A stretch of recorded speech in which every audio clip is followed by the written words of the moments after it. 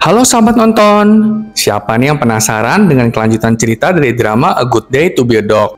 Yuk, kita mulai aja alur cerita kelanjutan episode 12 ya.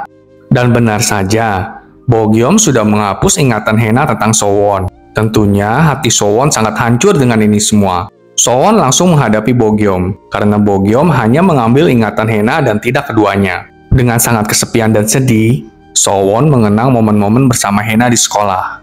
Sowon juga mengusahakan segala cara agar Hena ingat kembali kepadanya. Ketika Sowon mencoba untuk memberitahu Hena kebenarannya, Bogyom menyela mereka dan mengajak Hena untuk ikut bersamanya. Di saat yang lain, Paman Dongchol akhirnya berubah lagi menjadi manusia. Seluruh keluarga pun menjadi senang.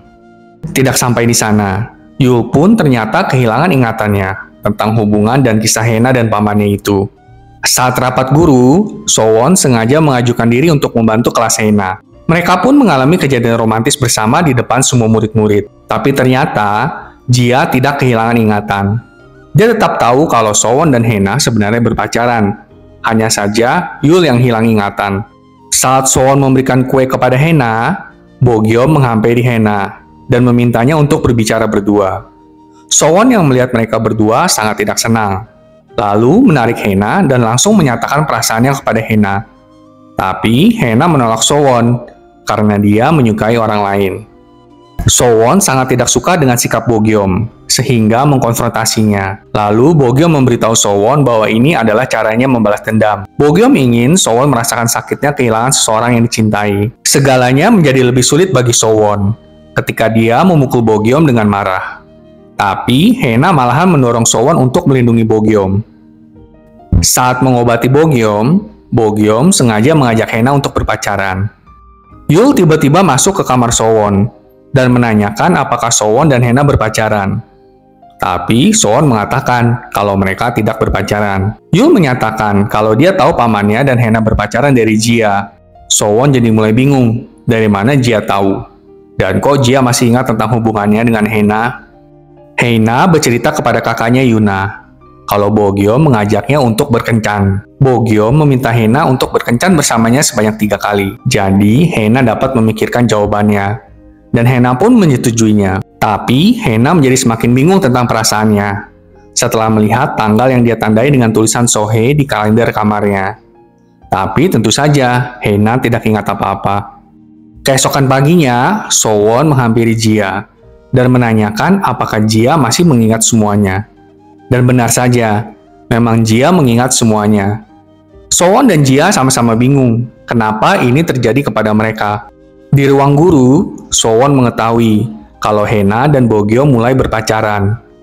Sowon menjadi sangat amat sedih dan mulai putus asa. Jia akhirnya mendatangi Bogyom dan menanyakan tentang mengapa Bogyom harus menghapus ingatan Hena.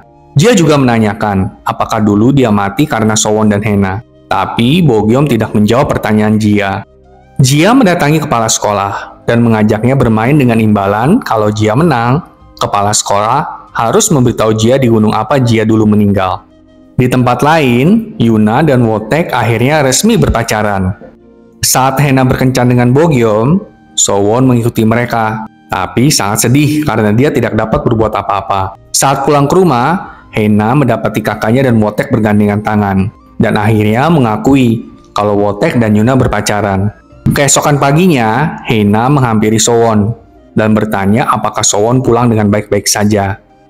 Tapi Sowon berkata kalau dia tidak baik-baik saja, karena wanita yang seharusnya duduk di sampingnya malahan duduk dengan pria lain. Kita tahu wanita yang dimaksud itu adalah Hena. Jia yang telah mengetahui tempat dirinya dulu meninggal, akhirnya berencana untuk mengunjungi gunung itu. Yul dan Junso pun berniat untuk menemani Jia. Sebelum pulang kerja, Hena melihat meja Sowon dan menemukan tanggal yang ditandai sama dengan miliknya di rumah. Hena langsung mengejar Sowon untuk menanyakan tanda apa itu. Sowon tentu mengatakan semuanya, tapi Hena masih tidak mengerti apa maksud kata-kata Sowon. Walaupun Hena merasa sangat tidak asing dengan perasaannya bersama dengan Sowon. Selagi Hena dan Bogyom makan bersama, kepala sekolah mengirimkan foto ke Bogyom mengenai Jia. Yul dan Junso yang ke gunung bersama, dan mulai merasa terganggu.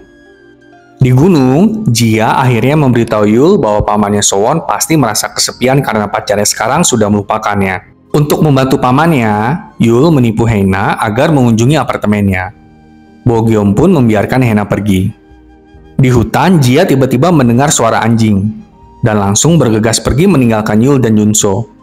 Ketika Hena sampai di apartemen, Hena menemukan Sowon di dapur. Usai menjernihkan suasana, Sowon mengundangnya untuk makan ramen. Saat Sowon menyiapkan makanan, Hena mengklaim bahwa dia merasa dia pernah datang ke apartemen Sowon. Hena juga mengatakan kalau akhir-akhir ini dia bingung tentang bagaimana perasaannya. Otak dan hatinya seperti terpisah. Melihat ekspresi bingungnya Hena, Sowon bertanya, "Haruskah aku menunjukkannya?" Lalu, Sowon mencium Hena. Awalnya, seperti muncul kenangan-kenangan ketika mereka bersama. Tapi, segera Hena mendorong Sowon dan meninggalkan apartemen. Teman nonton kamu benar-benar penasaran bagaimana sebenarnya cerita tentang kematian Jia. Apakah benar Sowon dan Hena yang membunuhnya dulu? Bagaimana menurut sahabat tonton? Jangan lupa untuk like, comment, and subscribe ya. Sampai jumpa!